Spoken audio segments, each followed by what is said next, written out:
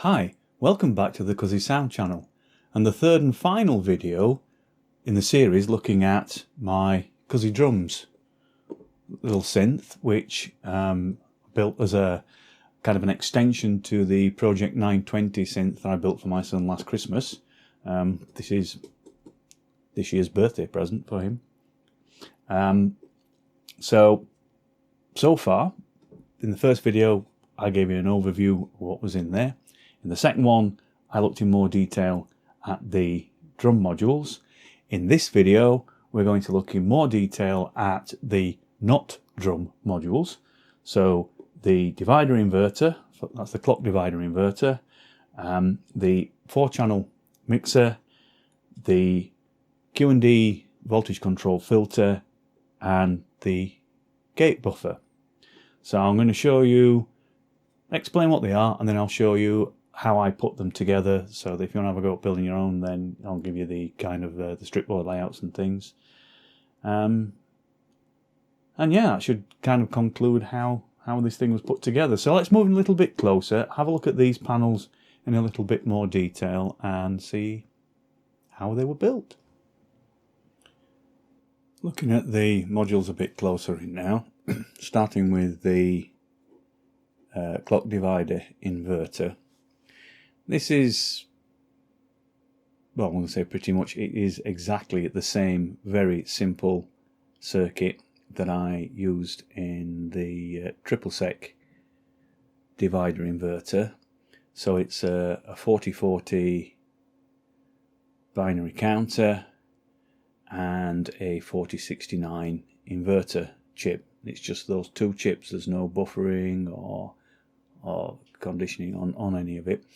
The only difference between what I did for triple sec and this one is that I've actually included a divide by one and an invert by one, which basically means it's the original clock signal and the inversion of the original clock signal, and then we've got divide 2, 4, 8, 16 clock input at the bottom.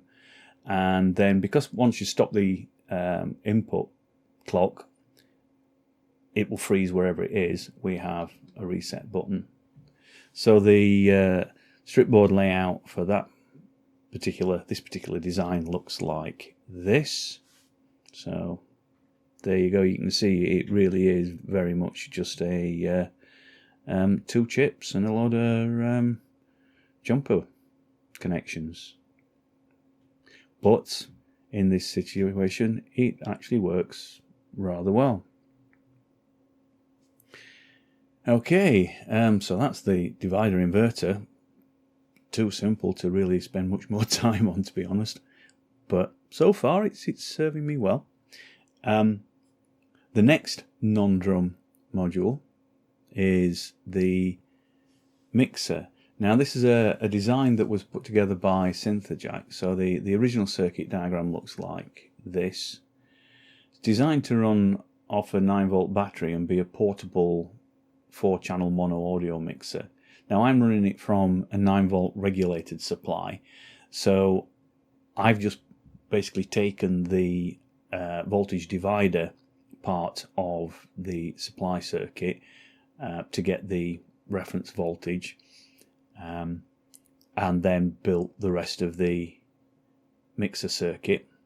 So we've got the 4 inputs, each with its own level control, and then the amplified output with a master level control, but basically it amplifies all of these at the same level. So you set the initial level, and then the overall amplification is the same for all of them. But it does, as a mixer, it actually works quite. I was rather pleased how it works. And the stripboard layout for this looks like this. It's just lots and lots of, well, it's a op amp, dual op amp, and then lots and lots of sockets and potentiometers. But yeah, it works rather well in here. So that's the mixer module. And then the last of the non-drum modules is this one, and the top half is the Q&D VCF.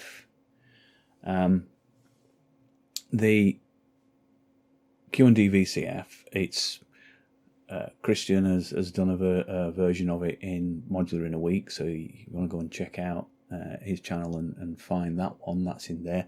I've got a version of it in Project 12. The only difference I've done with this one is that I've wired this switch in. So you've got cut-off resonance, you've got CV input, which controls the cut-off, and then you've got audio in, audio out, so that's the signal that you're going to filter. What this switch does, in the up position, the CV control, as the voltage rises, it will open the filter. In the down position, as the voltage rises, it will close the filter. So it basically inverts the effect of the CV voltage. You don't have to invert the CV voltage, just a standard CV voltage. The switch here will invert the effect of that CV voltage. And the circuit board layout for this arrangement looks like this. Now you see on the strip board down in the bottom left there's a 500k preset. Now that, it's worth tuning that so that you get the optimum performance for the level of signals that you are feeding into the filter, because that's what it's there for. It's there to set the input level to get the optimum performance from the filter. So it's worth playing around with that to tune it to your preferences and well your signal levels. So that's the VCF. Now the reason I put a VCF in this drum machine is that in a lot of dance music you hear filtered drums, so it gives you an option to kind of filter either one or all of the drums or whatever. And then the last of the non-drum modules is this one at the bottom here. Now this is gate buffer. I've used this gate buffer design in all sorts of things. It's an op-amp gate buffer.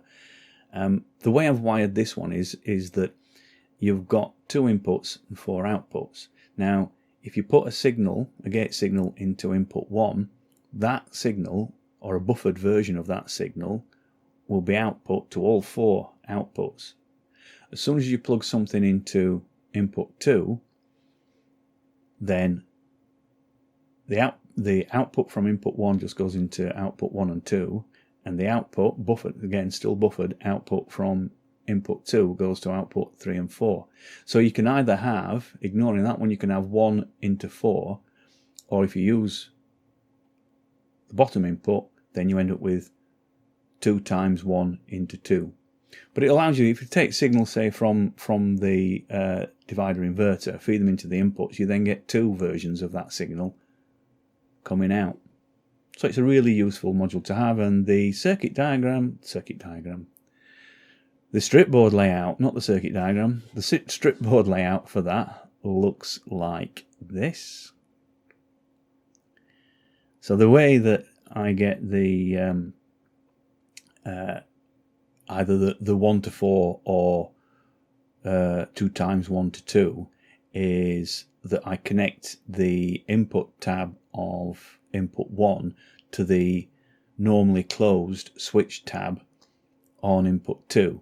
So as soon as you plug something into input 2, it breaks that connection, and basically you get your 2 times 1 into 2. But a really useful utility module to have. Well, there you go. With the introduction and the video on the drum modules, and now the video on the not drum modules, that's pretty much the CuSi Drumz extension to Project 920. So if you fancy putting a simple 9-volt system together that gives you the ability to do some percussion, then I've shown you everything that you need to actually build these circuits on stripboard. So yeah, go on, have a go. build your own.